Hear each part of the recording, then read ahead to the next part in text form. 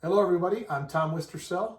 I'm JT Wistrcill. We'd like to welcome you to another edition of From the Couch. Here we are on the couch. We're talking NFL Week 2.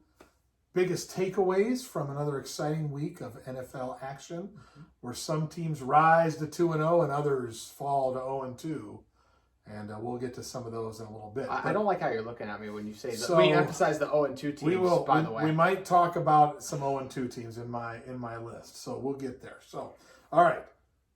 We're first going to talk about the rash of injuries. Oh, my gosh. That hit Week 2. There were some in Week 1. There were a ton of them in Week 2. And kind of the impact that's going to have on the rest of the season. So, yeah. JT, give us your thoughts on the injuries that, just kind of overall. Yeah, obviously not just for NFL teams, but fantasy teams, of course. You get most people's 1 and 2 fantasy draft picks, and Christian McCaffrey and Saquon Barkley. Anthony Barr is a big loss for the Minnesota Vikings before the season even got underway. You lose a Von Miller. Drew Lock's going to be out for a substantial amount of time. You can fill in the other guys I'm missing, but those are the biggest ones, especially the 2 running backs. Big names, and so I think everybody's asking the question why. I guess I can think of 2 reasons. One was it wasn't a normal training camp schedule. The guys didn't get a chance to lift and work out, and then no preseason games. So you think about those starters and how they work themselves in. They play a little bit of the first game and a little more of the second game, and then by the third game they're playing most of the game, and in the fourth game they all sit out. Yep. So they have like a 2-week break, and then the season begins. Well, they didn't get that this year, and so to me, that's probably the biggest reason why we're seeing this rash of injuries, and it's just bad luck, and it sucks because talking about some of the premier players in the league. So anyway, that's the overall arching kind of theory behind what we saw. Well, let's jump into our 5 takeaways, JT. Yeah, and my number one. Number first one is right back to injuries. Did you say number first one? And my number first one, my great English grammar to get us underway. We've been talking particularly so far about certain star players on teams, but we haven't talked about a team that's absolutely ravished by injuries, and that's the San Francisco 49ers. It was a tough week for them at MetLife Stadium, in which the players complained about the turf, but if we're just talking about who went down in the last 2 weeks for them and who's going to miss at least a couple weeks, it's Jimmy Garoppolo. We've already talked about the top 2 receivers being out. George Kittle, Solomon Thomas, Dee Ford, and Joey Bosa, or Nick Bosa, are all going to miss substantial time with injuries. Raheem Mostert, their star running back. Richard Sherman's out. They're just those are the best. Almost all those guys are their best players on their roster, and they're almost all out with injuries. In a division where every team is 2-0, I hinted last week that I was concerned about the offense. Now I'm concerned about the 49ers in general. I don't think they're making the playoffs, and it's going to be because of an injury-riddled season. Yeah. No doubt that's penalized them a lot. So another team that had a bad injury you just mentioned, your Minnesota Vikings. 0-2 to start. Here. Sorry, I had to start there, number 1. Cousins hasn't been very good. Nope. And the defense has really struggled. Really bad. Defensive backfield got lit up by Rodgers, obviously, in Week 1. Didn't create enough plays against the Colts in Week 2. And the bad news for the Vikings, they have a tough schedule. They do. So, they host the Titans, then they go to the Texans and to the Seahawks. So, it's kind of like they need to win this game against the Titans at home, or they could be 0-5. Yeah. And so I'm worried about your Vikings. What do you think As about you should the be. Vikings? And I could spend 30 minutes talking about all their issues, but their biggest thing I'm concerned about outside of the corner play would be the run defense. And you get the most physical team from a run standpoint in the NFL coming in with a guy in Derrick Henry. So even though it's a home game, they're not going to have any fans at it. They're in a lot of trouble right now. I'm still an optimistic fan, so I still like to think a 10-6 season is in the realm. But if I wasn't so biased, I think I'd be like, this team is done. And I won't be surprised. I hate the tank for Trevor talk, but the Minnesota Vikings don't look good right now. Yeah, tough go for them. So, all right, second, JT, what's your second takeaway from the week? The Cowboys' historic comeback against the Atlanta Falcons. The game got off to a horrible start with them. You factor in some fumbles, a failed fake fourth down play they ran on a punt, interception. They threw no interceptions, but they had a huge bust in coverage. By the time the first quarter was over, they were already down. It was 26-7 by the time the first quarter was over, and even with under 7 minutes remaining in the game, it was 39-24. And they came back and won. And who were the catalysts? Were the stars on offense. I thought Zeke looks awesome. He looks like a much better player this year to last year, especially punching in the one touchdown where he ran the guy over. Dak Prescott is the first ever player with 400 passing yards and 3 rushing touchdowns. So showing you he put the team on his back late and right into Jerry Jones' office demanding a $40 million contract extension per year. So congrats to the Cowboys, and for the Atlanta Falcons, an all too familiar story. Yeah, it was crazy. Crazy comeback there by the Cowboys. So, secondly, I'm going to go with my Steelers. When I wore the shirt today. There you go. And 2-0 start. And I think in my mind they're 2-0, and I think Ben has just been average.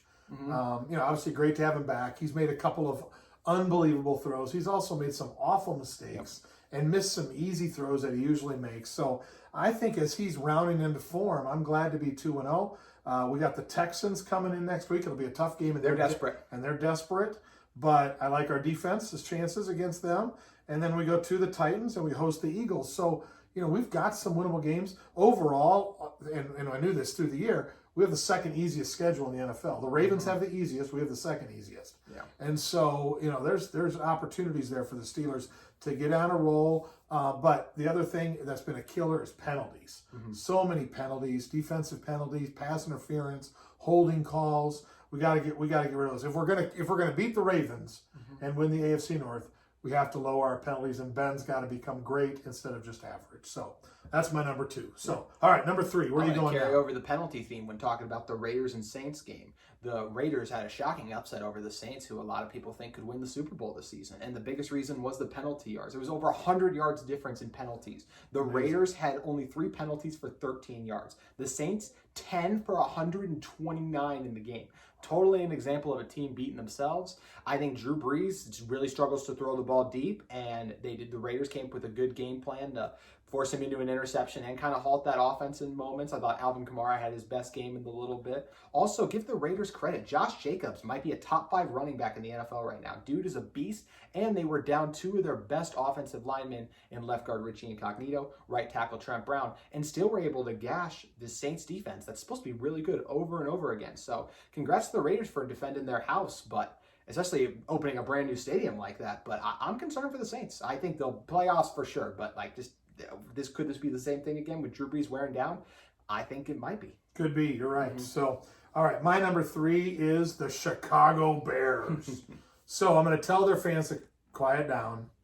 You beat 2 bad teams. Bad. Okay, you beat the Lions and the Giants. Lucky to beat the Lions. Squeaked the Lions out at the end, and you beat the Giants by 4 points. So it wasn't like you lit the world on fire. 2 not very good teams, and you won. So don't get too excited. Mitch is playing better.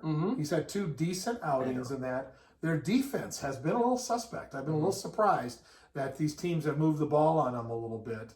And, they got the Falcons, the Colts, and the Buccaneers coming up. So they're playing a desperate Falcons team next Sunday down in Atlanta.